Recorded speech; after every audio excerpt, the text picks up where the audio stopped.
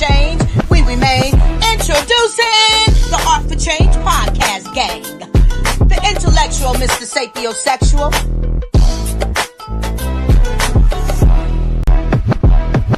That's all you gotta do, be you.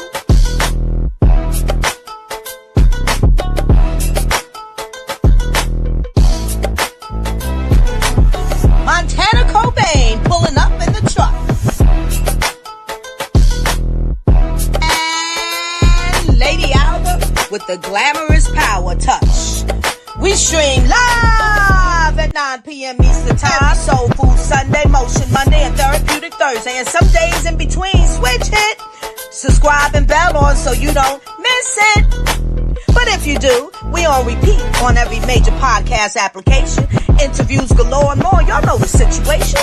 So book your seat when we turn up the heat with your Art for Change.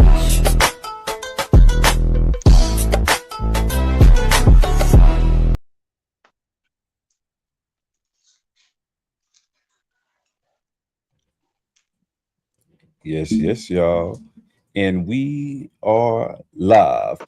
What's going on, art enthusiasts and change makers? Hey, man, this is another episode of Art for Change podcast. Today is Soulful Sunday. I am your host, Mr. Sapiosexual, and my co-host in the building. Hey, you already know who it is. It's your boy BU, because that's all you got to motherfucking do. Don't forget that. Yes, sir. Yes, sir. Yes, sir. Okay, yeah. Emphasis on that today. I see you. I feel you. Feeling good today. All right, man. We got the original Ed in the building. I think I'm here. How you doing, brother? He said, I think I'm here. I see you, brother. So you're doing more than thinking. You're here in the physical, my boy. Yeah. And we got the queen of the house, Lady Alva. How you doing? Lady Alva's good and well. We are here, Ed. We are here. Pinch yourself, Ed. You are not dreaming. How was everybody's weekend? I had a good week actually. I went to our last show. Since the last show, I had a good week. I met with Ray Brother. Poet East Wizard in the building. Poet. But I met with Ray Brother. We went out to brunch and everything. I seen, that's our little brother, pretty much, Mister. Yeah. So and we went out, and then yesterday I went to a pool hall. I ain't really do much, but it was a good week. I worked this whole weekend. I worked yesterday and today, but other than that, everything was good. Smooth weekend.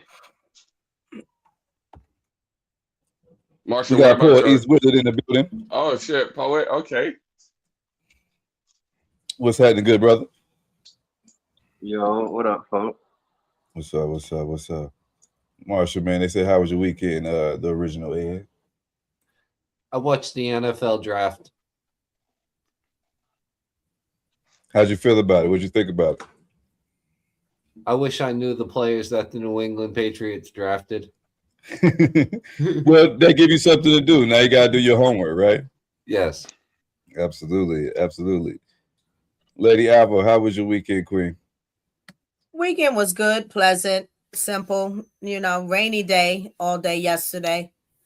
Chilly too, and with wind. So I went outside for a little bit, to run some errands.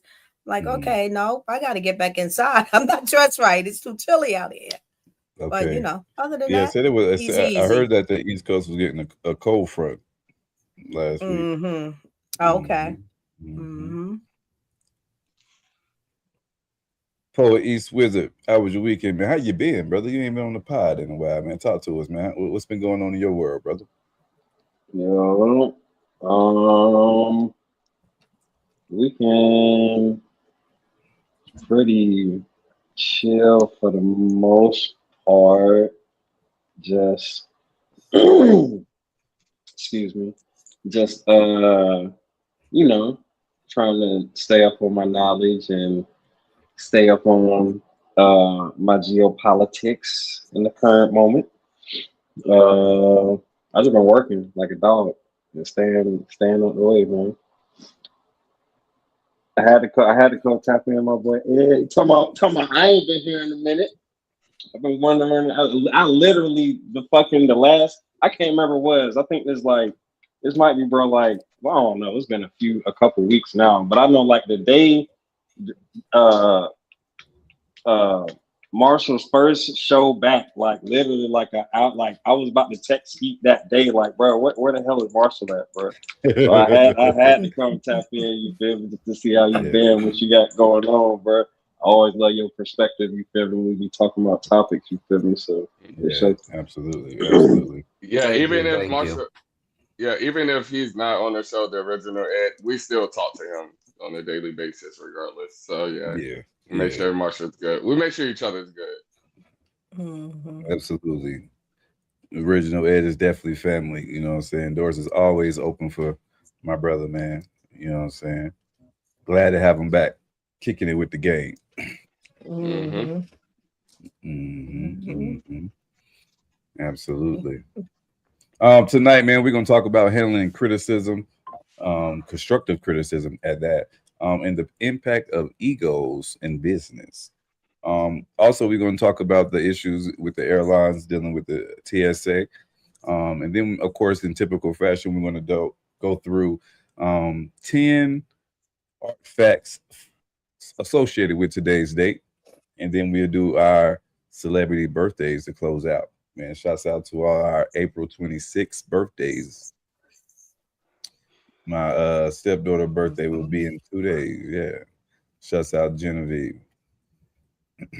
All right. Oh damn, Genevieve getting old, boy. Damn. Yeah, man. She about to be 16. I mean, I think she's 16 now. Happy birthday. Oh She would shit. be 16. She'll be 16 this year. Man. That is so young. You're talking about she getting old. She's getting No, older. it's just well, I remember when I first met her I when mean, somebody else, but yeah, I Yeah, she's remember. getting older. well, Yeah. Well, when he first met her, she was like 3 years old. So to him, yeah. Okay. that's old. That's 13 years. Okay. Yeah. Yeah. Yes, ma'am. Yes, ma'am. All right. So jumping into these questions now that everybody is on topic. Montana Cobain Oh, we just got pulled up in the Montana. building. I was just about to say, cue the French Montana ad lib. Montana. Montana Cobain What and is into the building, man. How's your weekend, man, brother? My weekend been good, man. Absolutely. I love it. I love it. Tonight we are discussing handling corrective. What is corrective? Handling corrective criticism and the impact of egos in business. Also, we're going to go through the issues with dealing with the TSA and the airlines, and then the artifacts of the day, Montana. Jumping can in I? the question, of course. What's the new pick, Montana? You got up. That's all. I was literally, as you were talking, Mister, I'm looking at the pick. I didn't realize it, Montana, because I didn't look. I'm just looking at the pick, like, who's that? So That's I Need Money. from How okay, High. Yeah, he's from How High. okay, from how high? Yeah, All right. and his name Al or something like that. Some shit I like think that. Yeah. I think his name was All right. Al. But yeah, Montana always entertaining us with the different profile pics of different artists, stars, artists of whatever sort. Nice. Yeah. all right. Anything else, Lady Alva, before we go into the question? That's it. Thank you. All right. First question of the night is what are effective ways to respond to corrective criticism in a professional setting? Staying grounded, not forgetting where you came from. Mhm. Yes, sir. Yes, sir. Absolutely. What about you, BU? Just I mean, to me, it's just being transparent, like transparent, but like a balanced transparent, not going to fuck off transparent like I do sometimes, but being transparent. So like, your point's getting crossed and the other person's point is getting crossed. So um, transparency is a big thing in workforces. Anything you do, be transparent about everything. Right. Okay. I like that. I like that. Good answers. Lady Alba. A simple thank you. It's good if you really mean it because you're receiving the criticism to use for yourself or to think about it and then possibly use it, that Mhm. whatever that correction is, or just Yeah. say thank you, even if you feel like I don't want to use it, I'm not going to do it, but being polite and say thank you for the criticism because it's the way that person has chosen to offer some corrective goodness to you. Right. Mm-hmm. Okay. All right. Poet East Wizard, man. What is your perspective on that? Let me go last. Okay. Montana Cobain. Um, hearing the criticism and not taking it personal and taking it as an attack. That's one of the best ways to handle constructive criticism. Is actually Absolutely. listening. As actually Okay. listening to what's being said Oh. and versus taking it as an attack or taking it personal. Mm-hmm. Okay, Absolutely. hold on. So let Absolutely. me go now real quick because that's what I was gonna say, right? But this my I think this it's probably just my Virgo brain. But so yeah, 100% agree. That's what I was gonna say, right? But even when I was gonna say it, it's like, but in a sense, hmm, like so. For example, if somebody's saying something like, um, "Oh, you could communicate like you could like I rated your communication a 3 out of 5, you feel me, because I think that blah blah blah whatever and give examples and um I think that um your um uh your what I'm saying, whatever, right? Something like that. It's like don't take it personal, but at the same time I feel like depending on what your position is, like taking it personal, like is a thing that you might potentially want to do in a sense of like how fortunately I have a job where I'm able to literally look at my job as like my purpose is to like be like become the best version of myself, right? Like literally serving the community, you know what I'm saying? Figure out how to show and teach other folks how to be abolitionists, you know what I'm saying? How to, you know what I'm saying? All of the things, right? Right. And like to try to bring it home and to keep it short. So like, and like about the position part. So like telling somebody that pushes carts at Walmart or that runs a cashier at Dollar Tree that you feel me, their communication skills, you know what I'm saying, is a 3, you know what I'm saying, while they getting paid some, you know what I'm saying, not even, you know what I'm saying, like they might not even, you know what I'm saying, as far as taking this shit personal, it's like they might not even care about that criticism, you know what I'm saying, at all. They might not take it at all, you know what I'm saying, type shit, let alone taking it personal. All right. Right. And so, but the fucking store manager, you feel me, of the Dollar Tree or the Walmart, you know what I'm saying? Like I said, getting that 3 and saying that their communication, you know what I'm saying, could be better in these areas and these areas, you know what I'm saying, right? Again, they gon' you know what I'm saying, it might be worth taking it personal to a certain extent because like again, they not looking at it as they working a summer job or they doing this just to be able to appease their parents or to stay under scholarship or or some shit. Like they looking at it as this is my career. I'm trying to fucking work this for another goddamn 8 years and then retire and then jump. You know what I'm saying? Like type shit. So Right.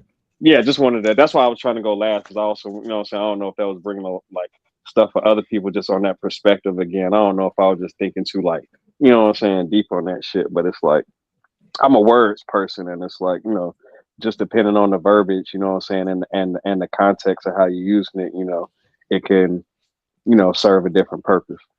I agree. Absolutely. I agree.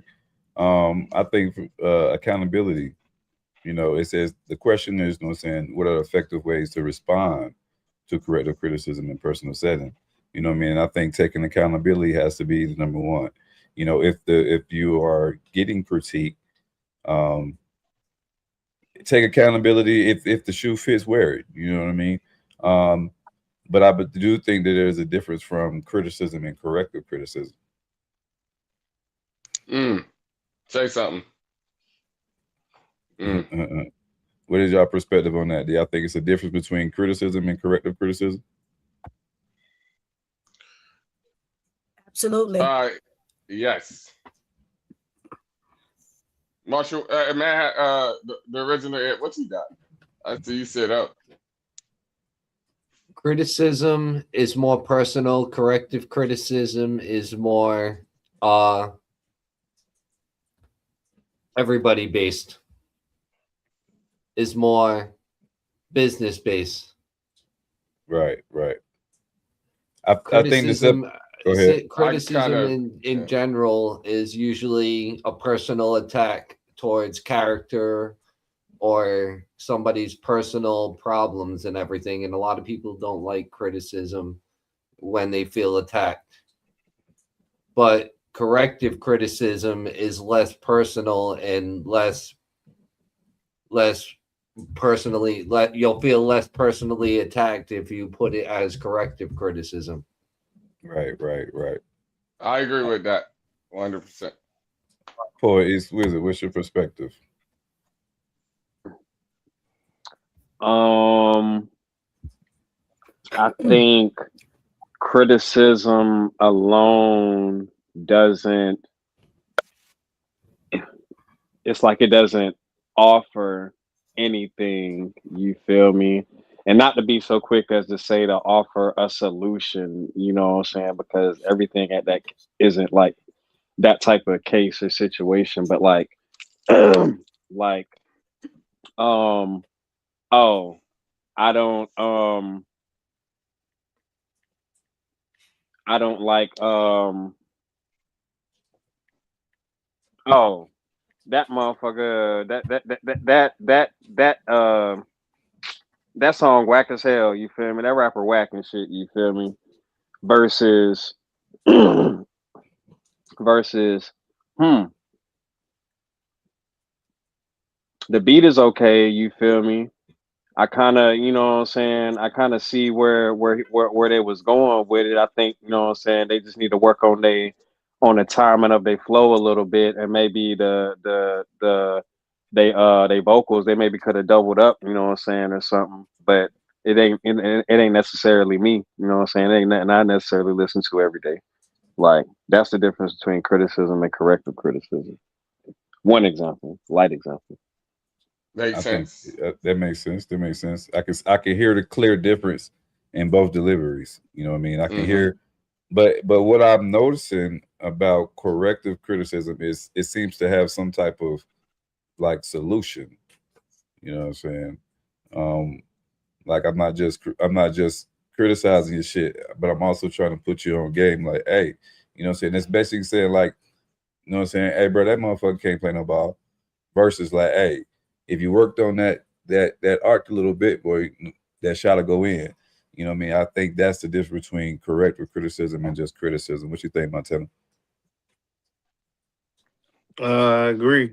It's you know, it's like how like Ed said and Poet said, criticism is more personal. Criticism is more geared to it's basically, you know what I'm saying, it comes off as hate. You know what I'm saying? Or, you know, that's a word that, you know, the younger generation uses, or the urban generation uses, shall I just say, the urban community uses, it comes off as hate. Where as far as correct constructive criticism is like, you know, for example, um, I just use my job and what I do. And man, once you learn how to start breaking down the trailer and organizing your stocks, putting 5 and 6 and 7 to the side, you'll be able to start, what I'm saying, you'll start moving faster. You start, Right. once you get to stock 5, you already know where this box and that box is already at. Versus, hey man, man, I don't know what you got going on. You just moving too slow, like, you know what I'm saying? You're taking too long to do this and too long to do that. So Right. yeah. Absolutely. And I think that kind of your answer kind of goes into our next question. So that's perfect. It kind of very aligns with what are some of the potential I consequences? don't get to answer. I'm sorry, Lady. I'm sorry I missed you. Speak. Too many men in the house tonight.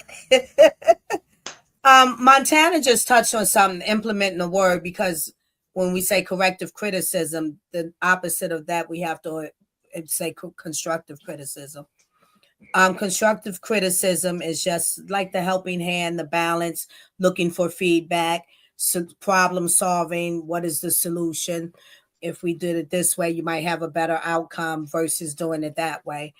Corrective criticism is just really immediate. This is what this needs to be corrected. Get that corrected, do it, and that's that. It's not up for discussion. It's not up for debate. All right. Moving into question number 3. What are the potential consequences of delivering criticism without providing actionable solutions? Lady Albert, you want to go first? Please? Yes, ma'am. No I sure problem. will. Can you just thank Yes, you? ma'am. I'll ask you again. It says, what are potential consequences of delivering criticism without providing actionable solutions? Oh, disaster, train wreck. Because delivering criticism, constructive criticism, or even corrective criticism, it depends on who you're talking to. If you have a surety that the person that you're delivering that to knows what they're doing, has the capability to correct that, what you're delivering to them without by example, then you're good. But most times you always, even with that, you don't want to rest in the surety. You want to give the criticism and give an example, give instructions, and help to make sure that you're providing that criticism and that person can attack the situation and make the outcome come out to what you're looking for. Okay. BU, what are some consequences of delivering criticism without providing actionable solutions? For me, it's gonna be an argument. Well, if you're criticizing me, and then without and not even an argument, it's gonna be brought to light. And on the reverse side, it's gonna cause problems. It could cause crash outs. It could cause a person to shut down. It could cause the opposite, to shut down, and now I don't know what to do. Like you're telling me I'm doing something wrong. Now you're not giving me exactly how do I fix this? Like and I'm thinking as a boss, like I can't just tell one of my guys they're doing something wrong and not give an answer how they can fix it or how they can do better about the situation. So that's how I feel about that. And I think about that daily, and I still work on that daily. Like sometimes I do say, hey, you fucking up, but I be thinking they know why they fucking up. But sometimes they don't know. Right. We go through this every day. Like but sometimes you still gotta let them know. Yes. And give reassurance and let them know when they're doing good too. Don't only criticize them, let them know when they're doing good. Hey, I like that. That's a good answer. Original Ed. Take perspective, everything brother. with a grain of salt. Yes, sir. What are some of the consequences, though, when you If you deliver don't take criticism without? everything with a grain of salt, it's gonna fester. Right.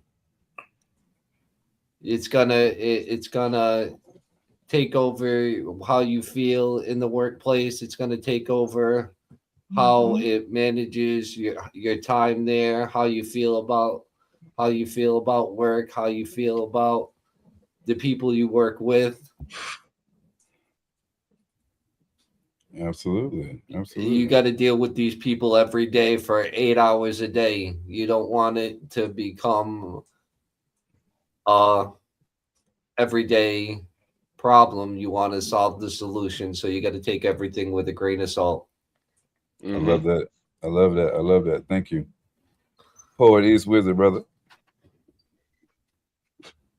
What are some potential consequences of delivering criticism without providing actionable solutions?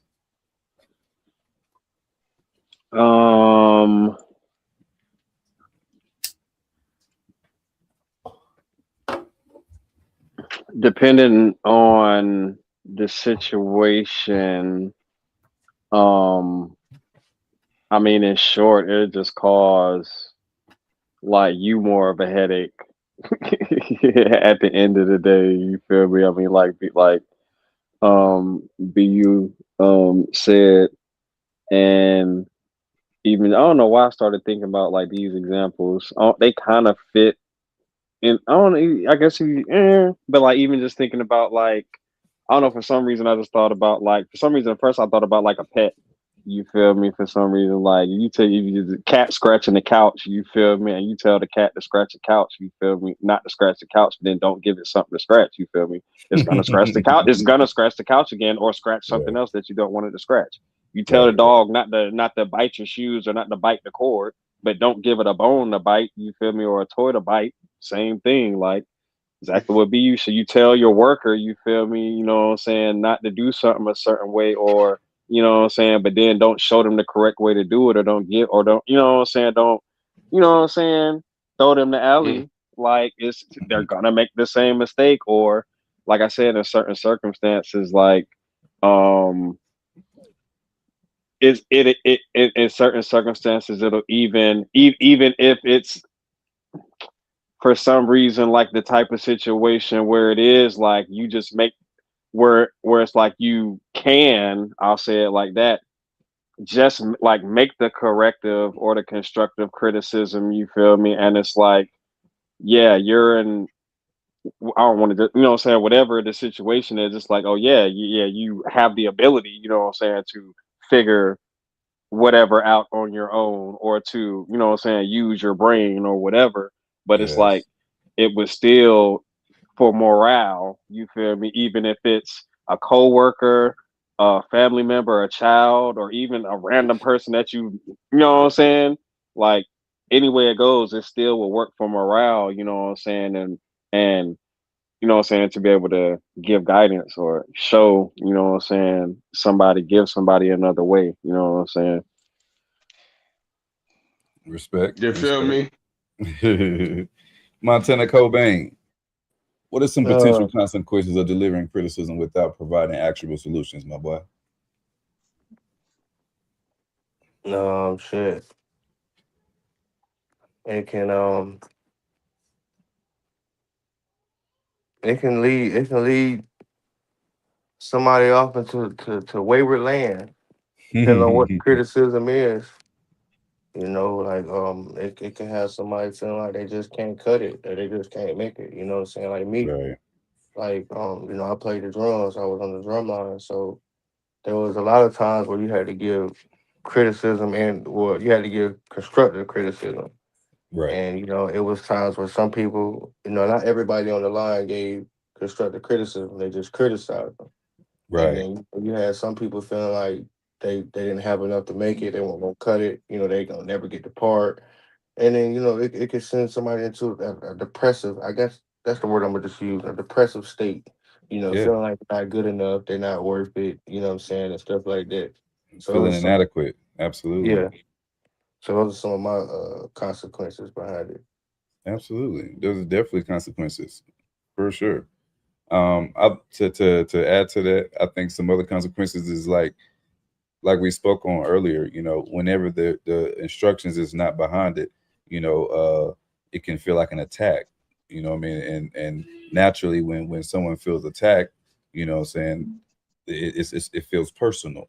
So then now they may react or have a negative response because if they feel like you attacking them, you know what I mean? So usually when someone feel attacked, they attack, you know, and then we're not actually getting to the meat of the subject, and nothing is actually getting done because now we focus on what was said and not how we can find a solution.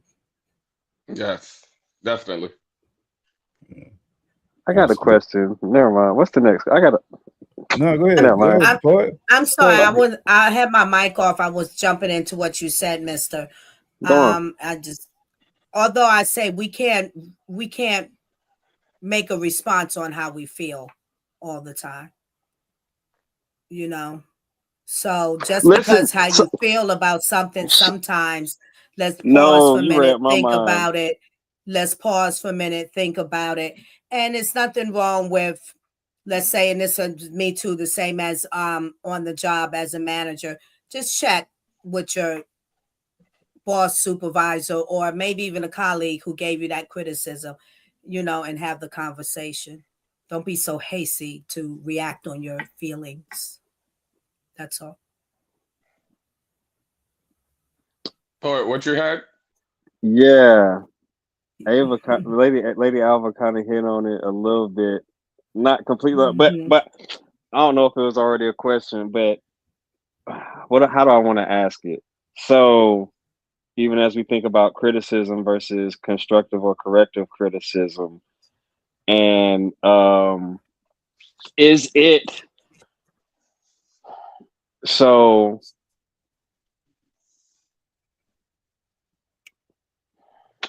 Damn, how do I want to ask it? Is it is it corrective or constructive criticism if nobody asked you for it? No one has to ask Mm. you for it. That criticism is criticism, corrective, construction. Nobody has to ask you for it, but you can ask for it. But there are people who have positions that is part of their job. Never. Detail. That's what I'm saying. So that's the difference, right? So Hmm. yeah, if it's your boss, if it's your higher up, you feel me, right? If Hmm. it's like Hmm. you know what I'm saying, your child, your parent legally, you know what I'm saying, Exactly. like army, police situations like that. But like Hmm. even like like you walking in the mall, you feel me, and walking up and telling somebody, you feel me, like, oh, you should have wore this like this, you feel me, or I like your hair, but you feel me, like what the fuck, like is that you feel me, Well, if like somebody says to yeah, you, That's "Oh, just you should have wore criticism. this," you walking in the bar, that's Yeah. not so kind. Like now, if I know you my homie or homegirl, and you walk in the bar, I might say that because I'm just vocal and straight to the point because I know you and I right. love you. Why you wear that? You should have wore this and that. But you can't make that type of. That's rude to say it to someone that's not you're not in a relation with. And so it's well, and so it's still well, and so immediately it's like okay, it's context. You feel me about maybe relationship. You feel me or proximity to a job or whatever the case may be. But then Hmm. it goes into so then again like even if we just think about music, you feel me? Hmm. Where again, don't none of us know fucking Drake. You feel me? Or Kendrick. You feel me? I'm just using just quick two. You feel me? But like, so in a case like that, is it criticism or is it constructive or you feel me? Even if we think about art, that's something I really want to get into. But you know, it's like, what is anybody's opinion on an artist? You feel me? Because like, how are you gonna constructively criticize Kendrick Lamar or correctly Kendrick's. You know what I'm saying? It's like, wait, he wrote the song and put it out. I'm pretty sure that he put out exactly what he wanted to put Right. out, exactly how he wanted to. So again, what is that constructive or corrective, or No, is it's it just not. criticism? So I yeah. say it's not. I say it's not. You can't give constructive criticism to one that you're not in relation with that thing that they are doing. Constructive criticism involves a relation with the person, whatever they're doing, and you are overseeing or you're partaking in it. You know what I'm saying? Or maybe you're witnessing it, but you're in the atmosphere of it. When we do say things about artists that we don't know based upon the works that they are producing to us, to the world, it's just us criticizing what they did, how they did it. That's all. It's not even corrective nor construction. That is just straight criticism. Not is it just criticism, but you're forgetting the root word, critic. Thank you very much. That's right. It is. And that's why we have Marshall, the original Ed, on the platform. Yeah. All right, we're gonna move right along if that's all right with everybody. Question number 4 is how does a leader's ego impact the feedback culture within a team? Very important. I like to operate with less ego, like really minimize or micromise the ego, and be more authentic and be aware of whom I'm talking to, what it's about, and make that my delivery instead of on my ego, because my ego tells me I'm all that. Ego is a puff up over, I'm bigger than myself, than what I actually am, and I'm bigger than you, and you. Like I have all the answers. And so I like to operate. I think it's best for us all to operate without that ego. And actually, spiritual wise, God wise, that's the less of me, more of him meaning, to minimize, yield to your ego, or yield to God, rid of your ego. Mm-hmm. No, I kind of agree with that as well. Because I got a big ego, but I know when to like not have a big ego. Like I know when like, now it's not the time, and it's not this space. Like like I got a big ego for the podcast. Like, but I know Mister's the boss. You're the host. You're the main guy. I got a big ego about it, and when you say shut the fuck up, I kind of look at you, but so that goes with that. But yeah, I mean, you just gotta realize because sometimes you have to have a big ego. You need it. You need to know when to use it, though. The original Ed. Open door policies. Yes, sir. Yes, sir. Poet East Wizard. You want to elaborate on that before I go past it, Ed? No. Okay. All right. Poet East Wizard. I just got to Ask make the sure. question one more time. Yes, sir. Yes, sir. No problem, brother. It says, how does a leader's ego impact the feedback culture within the team? How does his ego impact the feedback culture? It impacts it directly. The leader is the person that's setting the tone and setting the example for the whole team. And one, depending on how the leader reacts and continuously / typically reacts to feedback, that could immediately cause teammates to be uncomfortable, providing direct feedback and things of that nature. And also as the leader, like you want to, how do I want to say it? Like, you want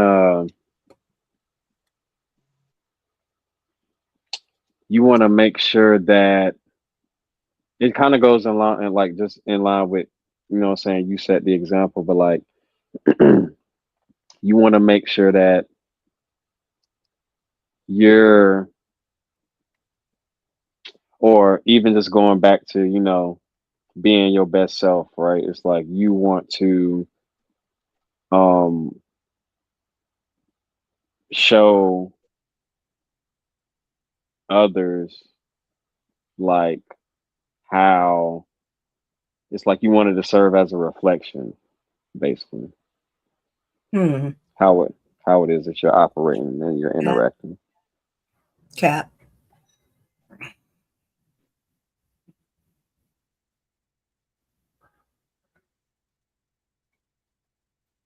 Montana.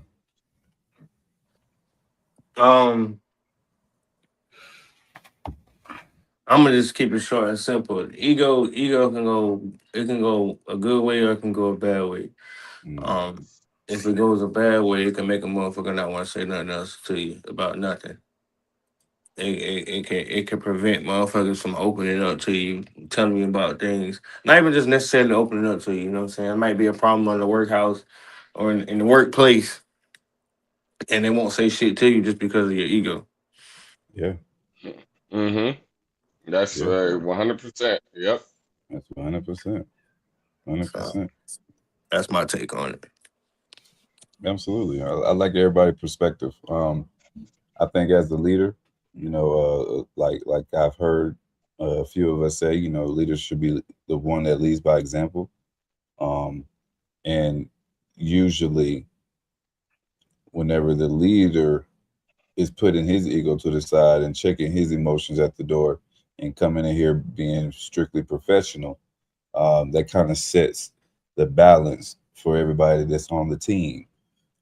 And when the leader is able to be a be someone that can accept corrective criticism and give corrective criticism, it kind of eliminates everybody feeling personally attacked. You know what I'm saying? And when I feel like when they see that the boss can be down to earth, when the boss can be um, like Marshall said, have that open door policy where it, if there's an issue, let's handle it. Let's bring it to the forefront. If the issue is me, let's address that. You know what I mean? As the leader, you know what I'm saying? Because I want to reflect the best for my team.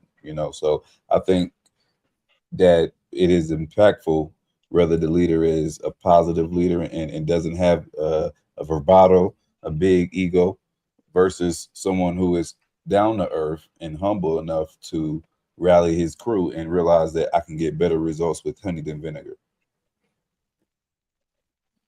Hey, you said that right because, like, I'll be quick with it. Um, there's a lot of people that before when I first started construction, I was the leader just by title, but I listened to them because they knew Right, way more than me. They knew way more right. than me. They taught me how to do my job pretty much. Real shit. So, and yeah, I've lived through that, like through construction, definitely. But yeah. Bro, real quick, it loosely tie in, but for some reason I be thinking about that story that you be telling BU about when you was in the army. You feel me? It's kind of like the opposite side of the scale, but like you telling a story about when you was in or I don't know if it was basic training or when you was in the army, but about when you was like shoveling or doing something, you whatever Oh, job it his was that you job. was doing, and you was Yeah. like, you feel me, like you didn't complain, you didn't have no ego about it, That's and when I your first higher started ups. construction. Yeah. And Yeah, then but your the higher higher ups, up the walked people by. above you, like they noticed, and he was like he came to you and was like, I watched you, you feel me? You never complained. You took, you feel me? The people talking shit to you and whatever and shit. You feel me? Then what was it? You got you feel me? Your upgrade, you know what I'm saying? Like, That's how I got the position I got now, actually. Yeah, yeah, it's still my boss. So yeah, there it is. exactly. There you go. There you have it. What role does empathy play in both delivering and receiving criticism? I mean, you gotta take what you can give. You gotta be able to take what you can give. That's my answer. I'm quick with that one. Empathy is leads you to leads you to understanding. So not just yourself, the other side too, the person delivering the constructive or corrective criticism, all that is on their plate, what they're responsible for. Sometimes even the person themselves outside, like with even if within the job, if you get to know something about their personality and characteristics, to know that like not all the time different environments can differ in how corrective and constructive criticism is delivered. So I'm gonna use culinary environment, and it's a fast-paced environment most times, and definitely where I've worked and spent a lot of years in the business. So it can get construed when you're giving corrective criticism or constructive criticism, but you're delivering it fast. And it sounds, sometimes it comes across as not so kind to some people. So when you can exercise in empathy with these things, understanding the nature of the business we're in, understanding that not at this moment do I have time to literally stand with you at a station and give this criticism, constructive or corrective. Sometimes I'm moving through because I'm already on a task to go over here, and I see what's going on as I'm moving through because that's part of my job detail. So I just bellow it out real quick, you know. So it's just empathy. If we all should have empathy in every day of our lives, and exercising it just leads us to more understanding of how complex we are. It helps us to not take things so negatively from one to another. And let me add this in. It helps us too that, off of what something Montana said, no matter what someone says or does to you doesn't mean that what they make you do. Because I'm a true believer. You allow a person to do that to you. I choose to do how I do. Okay. The original Ed. Let it go in one ear and out the other. I'm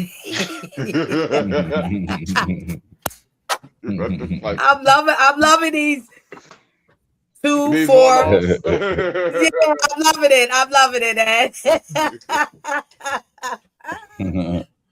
That's old school Montana. methodology. Montana, what role does empathy play in both delivering and receiving criticism? When it comes to delivery, you gotta remember that everybody ain't cut like you. So you might say something to somebody, they might just bust down in tears.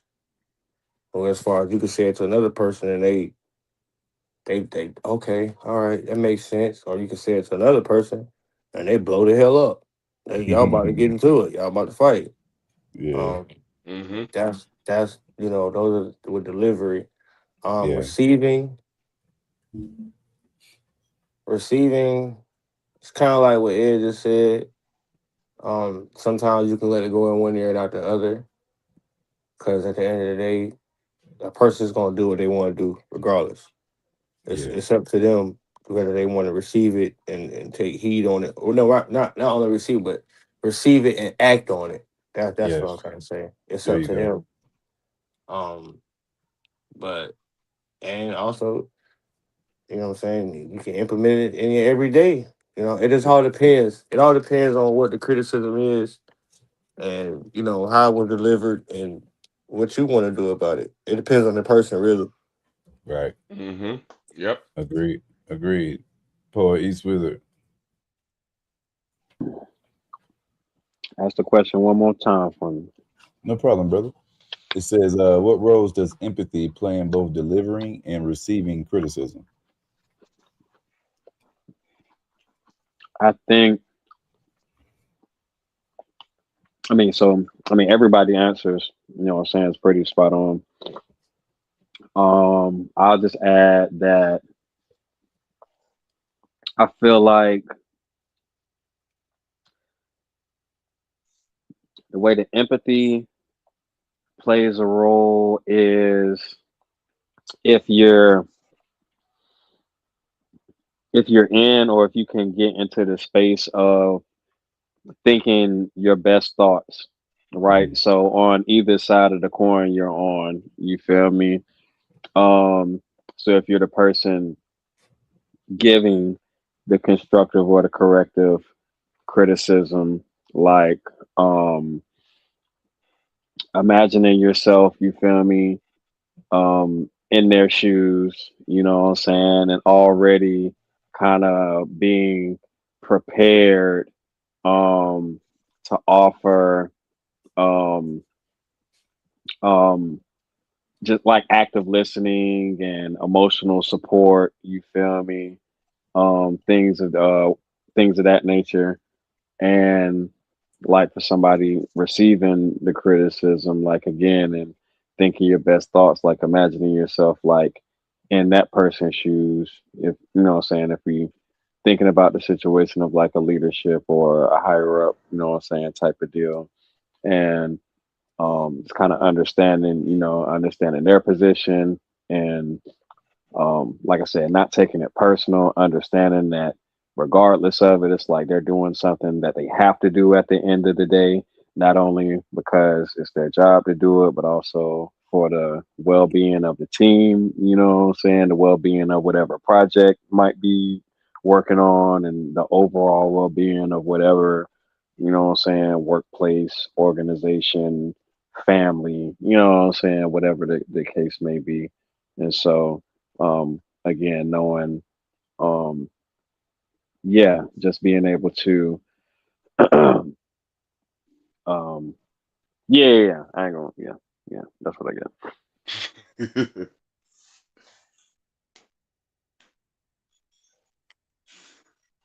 Montana Cobain. Yeah. All right, I already answered. Oh shit, I'm tripping. My bad, y'all. My bad. All right. Did I get everybody? Bless you, bless Yeah. you. Yes. And so I guess it's me now. So, what role does empathy play in both delivering and receiving criticism? I think everybody kind of gave a very good answer, but basically, just when empathy is inputted, you can put yourself in someone else's shoes. So if you're delivering the criticism, you can put yourself in someone else's shoes and trying to understand from their perspective, how can I deliver this and get it to them to where they can prosper from it, and they not take it in a negative light. And for the receiving end, I think it's the same thing. Put yourself in the boss's position, what I'm saying, and understand that he's not trying, that it's strictly business, nothing personal, as we like to say, you know what I mean, and take the personal emotion feelings out of it, and just take the criticism as face value. If it's something that's going to benefit you, if you, like I always said earlier, if the shoe fits, wear it. That's that accountability. If it's something that's going to benefit you, use it. If you don't feel like it applies, what I mean, then use it as fuel to just hush the naysayers. It's that simple. You know what I'm saying? Every action doesn't deserve a reaction. You know what I'm saying? But positivity is always the key to elevation. So I'm gonna move forward to the TSA topic. Ed, if you do not mind, you want to read the current events for the USA, the TSA, and then the summary as well, and then we'll jump into the questions.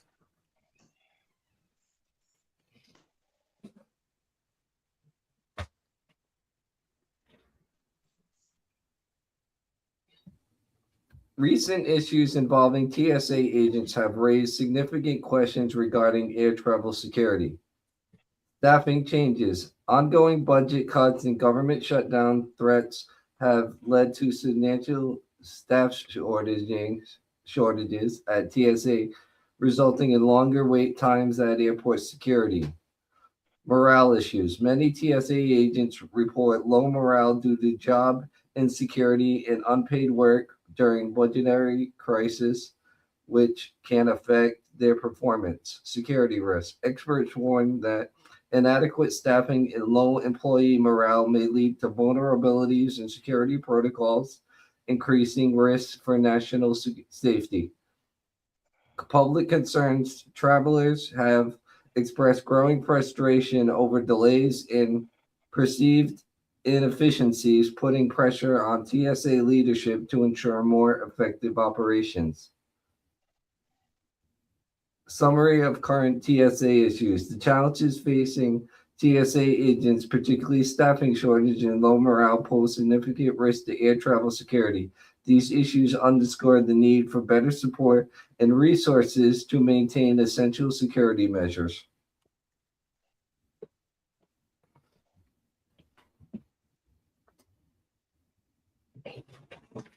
Thank you, Original Ed. So let's get into it. First question we got is, how does the morale of TSA agents influence the overall security of the air travel? You want to talk about that, Ed? Yes, sir. You want safe air travel so another 9/11 doesn't occur. Again, people lately have been acting out on aircraft that wasn't allowed after September 11, 2001. 25 years ago this September. This generation totally forgot about or were too young or believed Bush knocked down the towers or some crazy conspiracy they read on the internet. This is true. This is true. Hold on, you said Bush knocked down the towers? No, I said they believe Bush knocked down the towers. Oh, okay. All right. BU, man, how do you think the morale of the TSA agents influence the overall security of air travel? If they're not happy, you're not happy. First of all, because they're gonna make your life miserable. It's gonna suck. It's gonna be longer. Everything's gonna suck. Long story short. Lady Alva. I think that similar to what BU said, I can't say for certain because I've never been a TSA agent, so I'm not certain on their morality within themselves as a team. But I think any team should have good morale, be on the same page, good understanding. Definitely a team that services the public. So if their morale is high, tight, and directive and helpful, then it should be smooth sailing. Zoom, zoom, baby. Let's go. Poet is wizard. So here's my hot take. I don't know.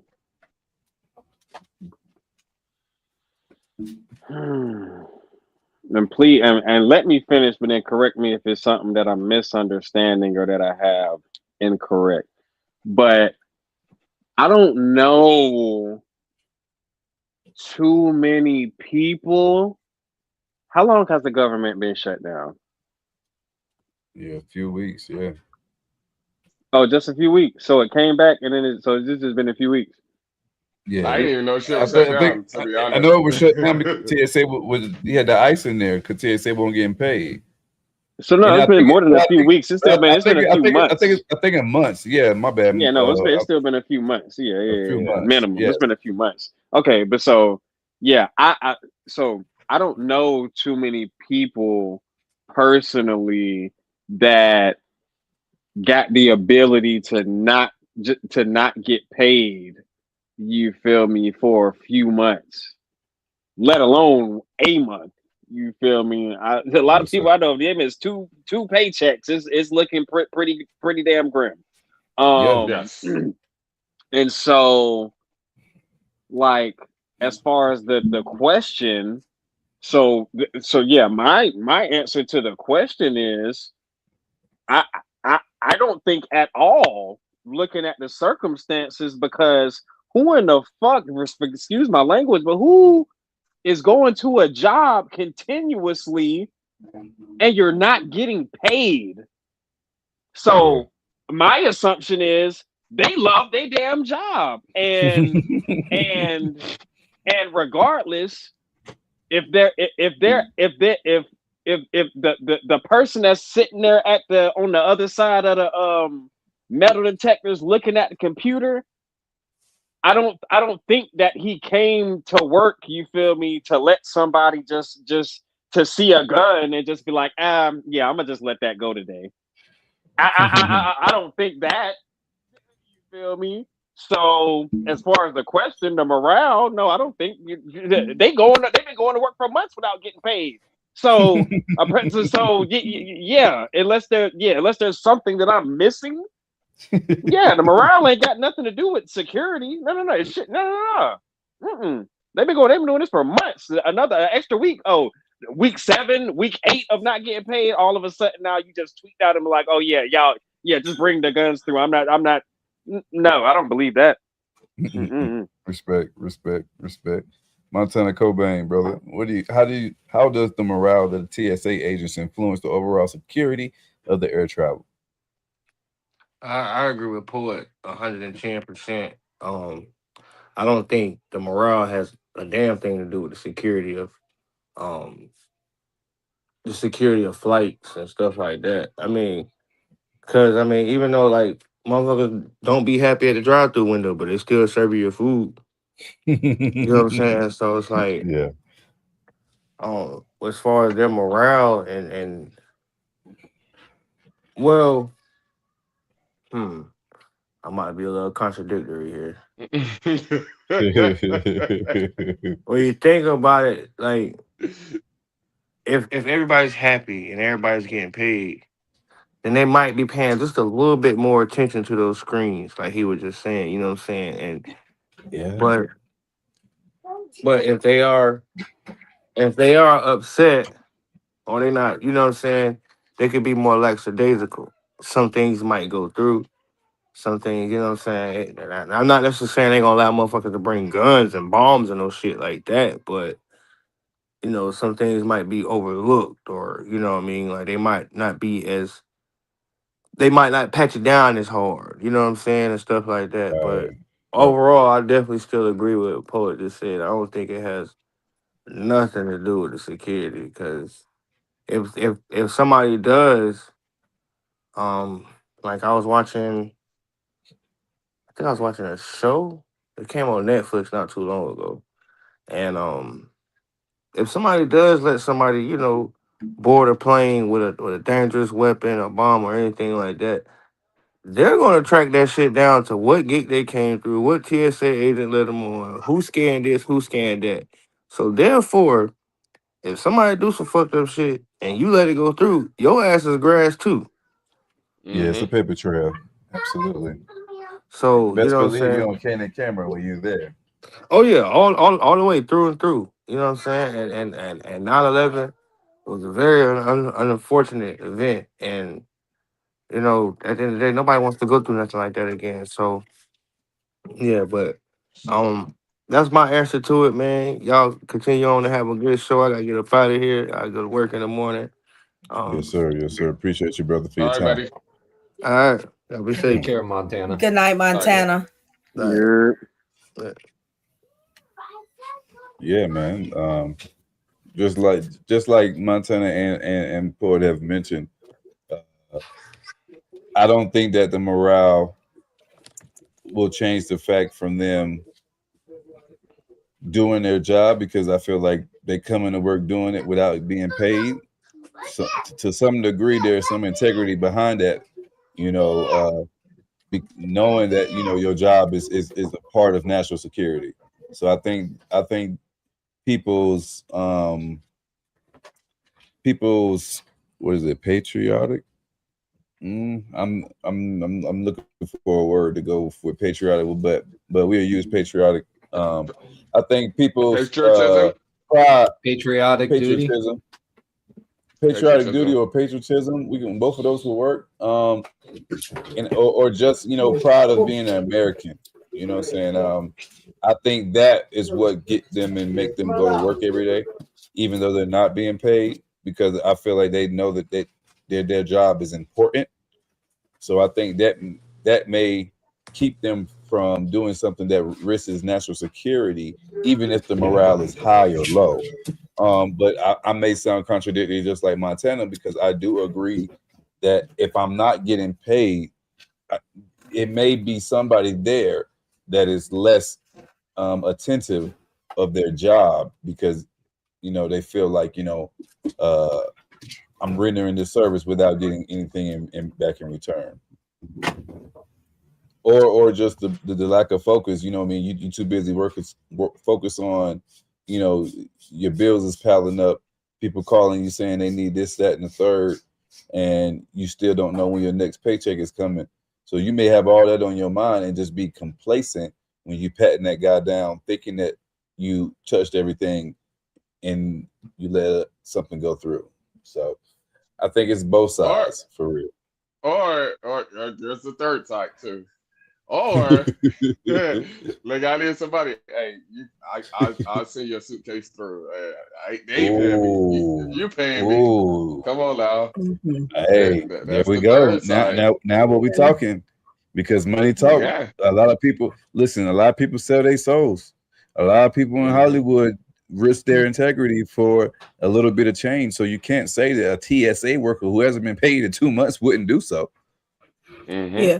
Can I add into what you're saying on the focus on morale, what you think it doesn't do? I think that's a lot of the problem with today's world, that morale in workplaces that is really lost. It's not there. Everyone is individually and want to be individual, don't want to have that morale as one another, as colleagues, as a team, as that camaraderie. Mhm. Those things help you. They give you encouragement. Those things give you incentive to even want Mhm. to come to work. Okay. And definitely at times when it's a whole government shutdown, Yes. and then there are a certain number of them that say we'll still go in, Hmm. that gives incentives. That's good morale, support one Right. to another. Let's go in and Mhm. take care of the people because these planes are gonna fly, and we don't need more disaster. Right. Yeah. And yeah, just the quick cap. Yeah, that's what I agree lightly with y'all. You know what I'm saying? With the slight sentiment, but it's still and I'm glad that I appreciate you saying what you just said, Lady Alva, because it Mhm. just makes me double down on the fact of just like, bro, like if you tell workers at Dollar Tree that they're not getting paid, that store is not opening the next day. If you tell Mhm. workers at Zaxby's or McDonald's that they're not about to get paid for 3 months, that store is not opening the next day. Walmart, Target, IBM. If you tell IBM that they're not getting paid for they are not that no sales are moving that next day. So again, there has to be something majorly that I'm missing with this TSA situation, or it ain't no morale issue. You feel me? Because them Right. airports is open regardless of they slower and the lower numbers or whatever. Them bitches running. Like Lady Alva said, it's a group of people that said, "Yo, this is important." You feel me? Like, yeah, we coming to take care of the people. We coming for the greater good. You feel me? Whatever the case may Right. be. And with Right. that, like I'm saying, yeah, there might be the slight, literally, like I'll give me a 1 in a million chance.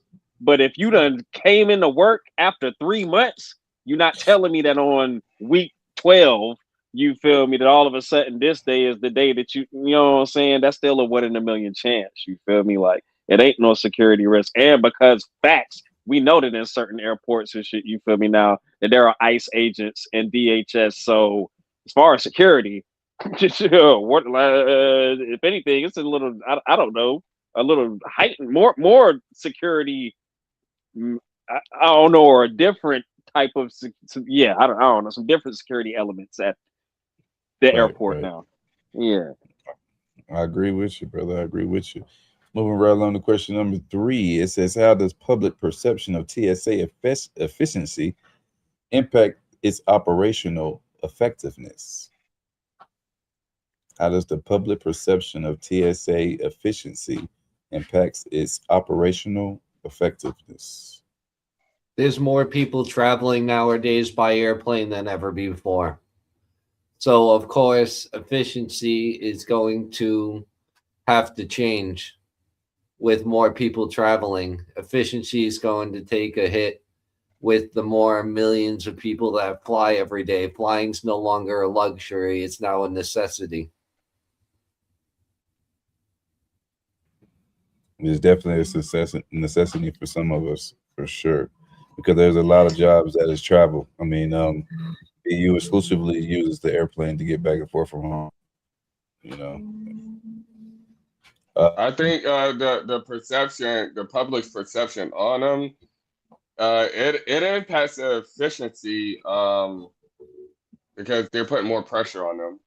Like yes, Marsha said, they're flying more, and now the people are complaining more because there's more people there, and now their mind is everywhere, so it's gonna make a bad impact regardless.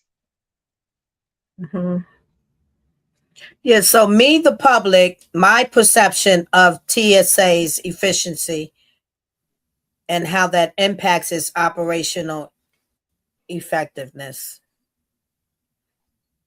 I'm not sure if I can, I'm still trying to wrap my head, my perception, how that affects what are we saying here? My perception, am I delivering out my perception aloud So to it's the more of a TSA so they can know how they should be more efficient, or if they need to be more no. efficient? So What are we it's saying more of a here? it's more of a collective thing, not an individual thing. It's not a me thing. Think of it as the No, no, collective no, no. public. I got that. Not to cut you. I Wait, let got me that. finish I just explaining. needed Let to me say finish. it that way for me to grasp it, Oh, so I okay. know it's collective.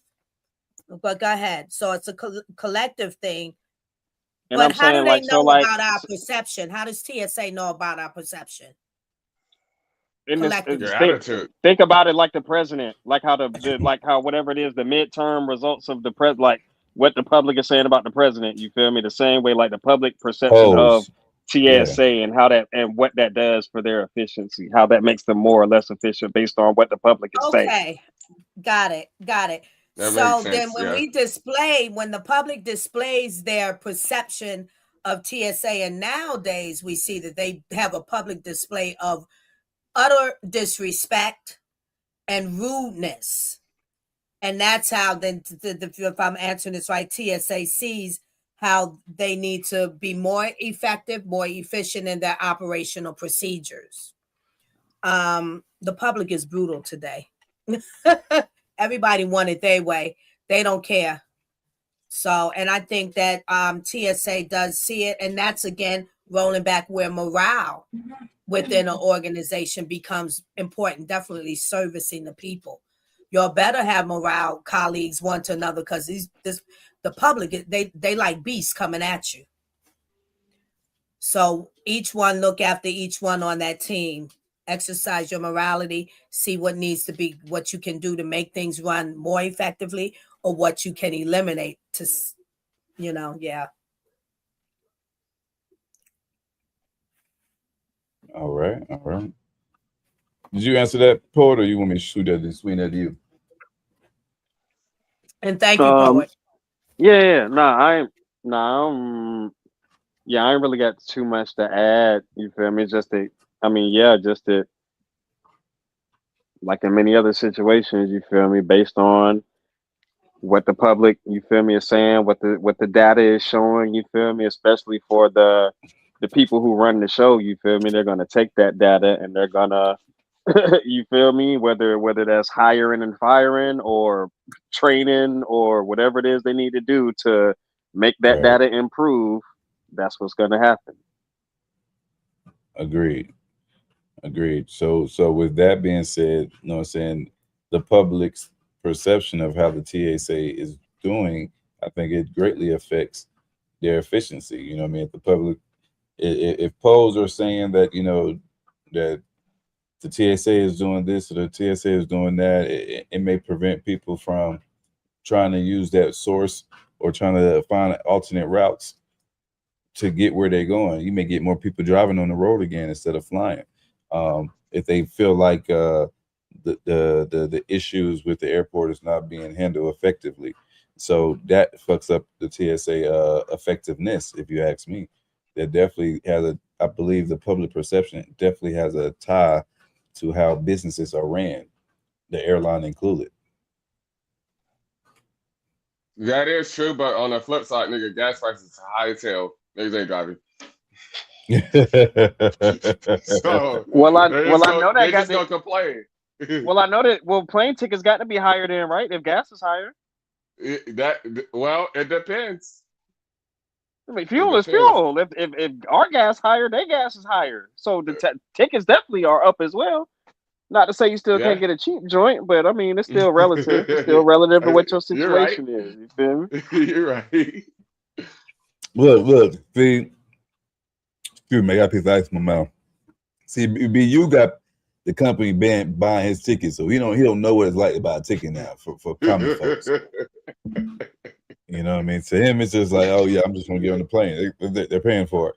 Nah, for us people, you know, there has been a spike in those tickets. Absolutely. See, he don't notice that.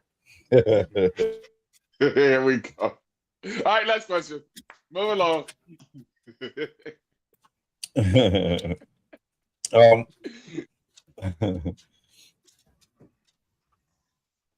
In what ways can enhancing training to the TSA improve national security? What you think about that, Ed?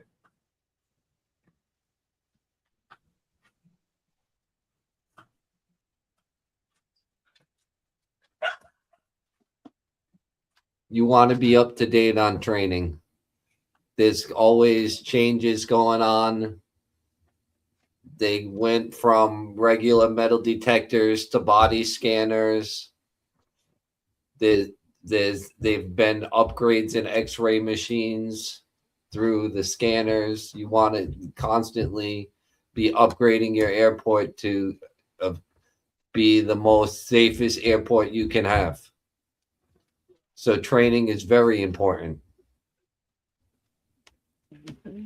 I agree with Marshall. I mean, the only way I can think of they can improve is just being more aware. But I mean, that's the only thing I can think of. Just awareness. Yeah. These careers, a lot of careers, you always have to have enhanced training is always on the table because we evolve. Right. So, but let me connect it this way. When TSA sees that the public's perception of them is negative, let's enhance your training. Right. So they can protect themselves, which protects a good customer like me. There we go. There we go. Uh-huh. Poet East Wizard, man, how do you think that enhancing training to the TSA agents may improve national security?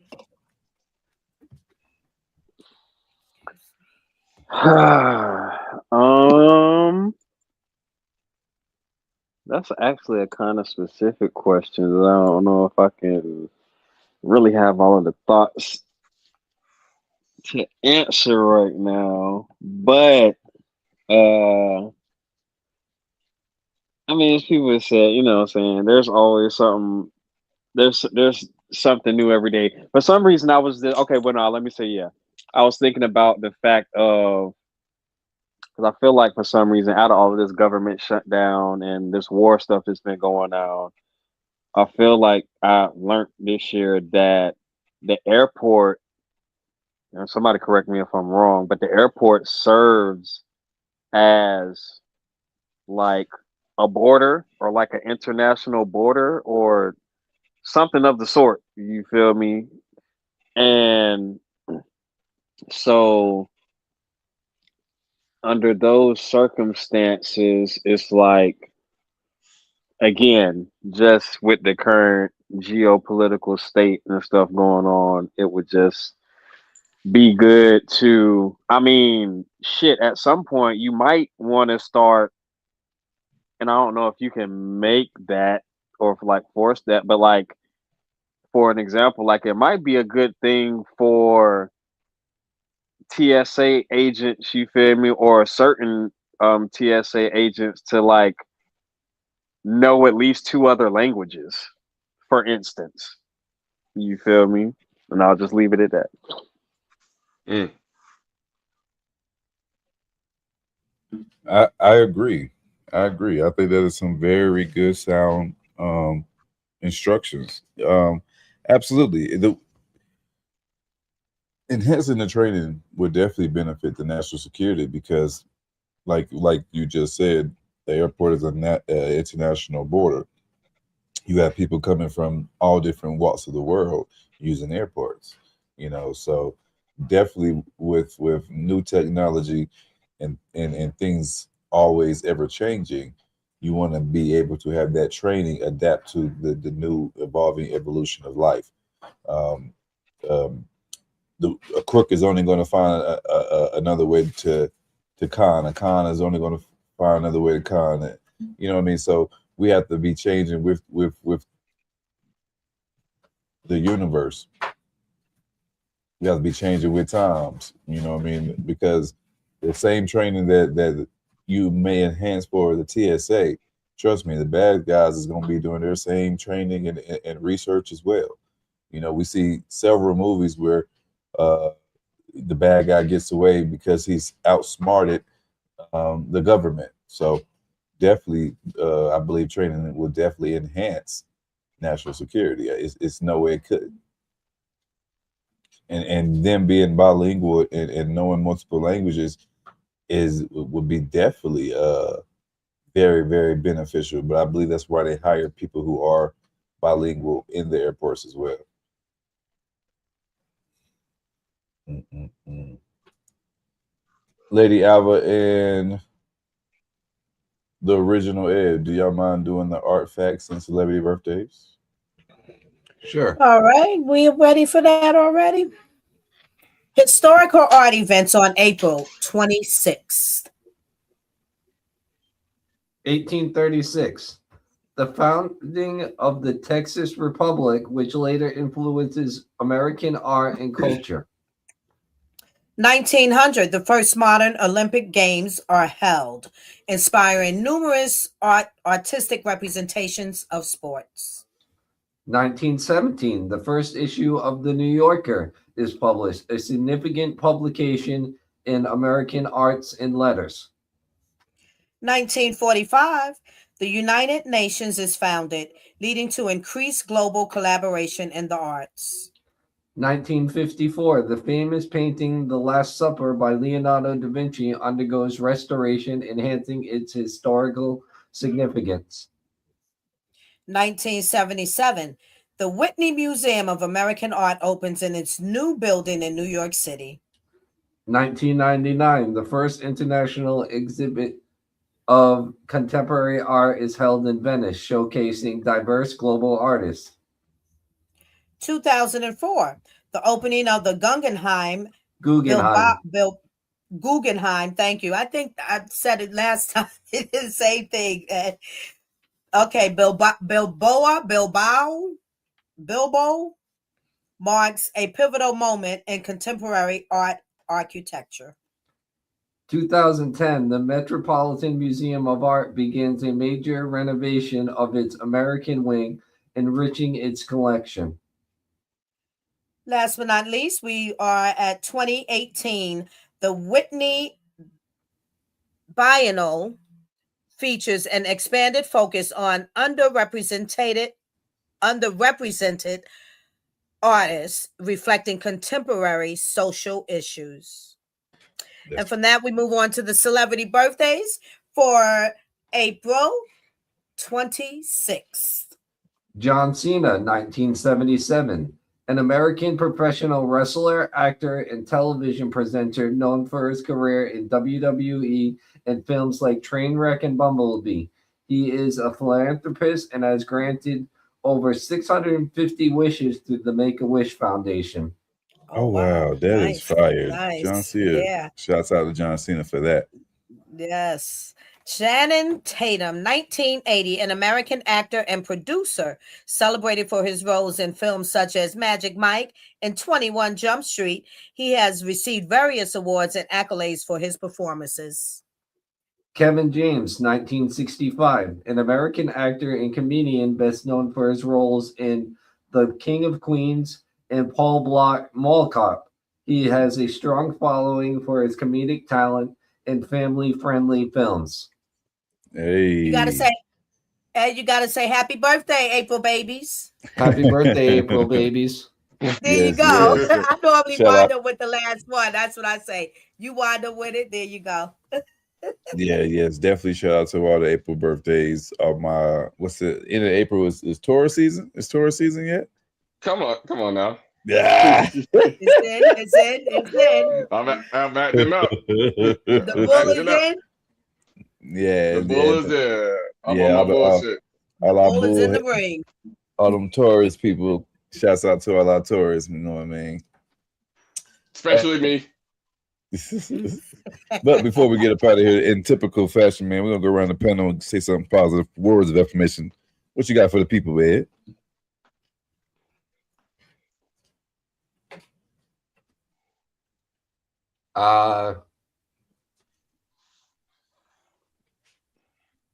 Do what makes you happy. Do what makes you happy. Very simple. All right, I got one. Don't be me, be you. Don't be me. I'm be I'm you. on my edge shit. I'm on my edge shit. Lady Alba, what you got for the people? Seek the authentic you in your life, not the ego, which is the facade. Okay. All right.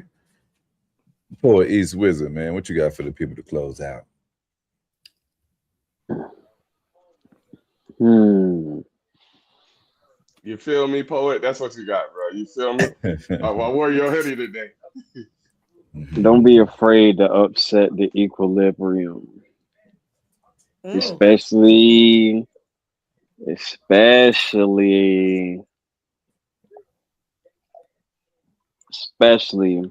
when addressing this evil stuff going on and these evil people. Trust Yes, in sir. the Most High and trust in your ancestors. Respectfully. All right. Man, I thank everybody for rocking with us today, man. My positive word for the day is going to be this, man. Don't allow someone else to determine your destiny. You know what I mean? So we're not going to listen to what the naysayers say. We striving for greatness, but all means of what greatness is to you. Don't look at someone else's life and feel like you're not where you need to be based off what someone else is doing. Life is a marathon, not a sprint, and everybody has their own season. You know what I mean? The apple does not produce in the season when it's not apple season. The orange is not going to produce when it's not orange season. A peach is not going to produce when it's not peach season. So I say that to say that just because it's apple season now, or it's orange season now, or it's her season now and it's his season now, understand that yours is coming. You know what I mean? So clap for others when their season and know that yours is on the horizon. You know what I'm saying? Never be never be too envious of what you see in someone else's cup. Just be prepared to fill yours. Nice. No, you dug deep for that one. I like that. Okay. I'm proud of you. This guy here. You dug deep. Tell him it was easy peasy, mister. Yeah, man, but in all seriousness, man, we do appreciate all of our viewership.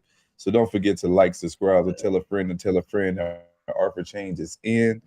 You can go to our official Offer Chain page on Instagram, the official Offer Chain page on Instagram said and wrote just like that.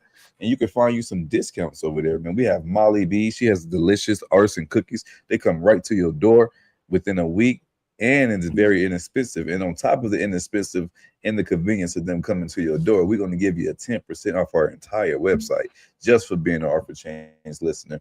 Also, we're going to do the same thing for Patriarch Water. Patriarch Water has 32-ounce bottles. They come directly to your door. They come in a big case. Man, delicious oxidated water. If you like alkaline water, this is something that you really want to enjoy. Hey, and you get 10% off the entire website for being Offer Chains listeners. The same thing with Old Glory. If you're a type of person like graphic tees, or you like a big fan person, like fan memorabilia, listen, they have over 30K items on their website, and they're giving you 15% off their entire website. All you have to do is make sure Art for Change is in the promo when you check out. If you go to the highlight section, it'll take you right to their website. Art for Change will be in the promo, and you'll be able to get these discounts, ladies and gentlemen. But until next time, baby, if you're going to art, make sure you art for change. Peace and love, gang. And we out.